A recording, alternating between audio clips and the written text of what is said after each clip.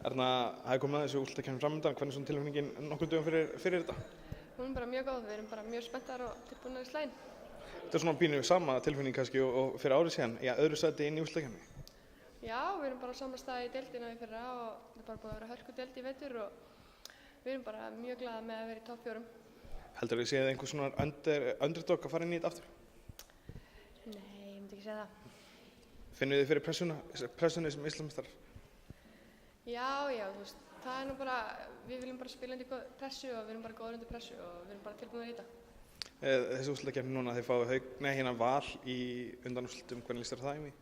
Bara mjög vel. Í vetur erum við búin að vinna 2 og tapa 2 og þetta er bara búin að vera hörkuleikir þannig að þetta verður hörkuserja. Hvað heldur þið þurfið að gera til þess að ná að klára Valsarana? Ég held bara að liðið sem mætir tilbúinari til leiks og með meiri einbindingu mun taka þessa serju. Leikmannahópurinn, hvernig er staðan á honum, veistu það? Bara topp 10, allir góðir, standi. Glæsilegt.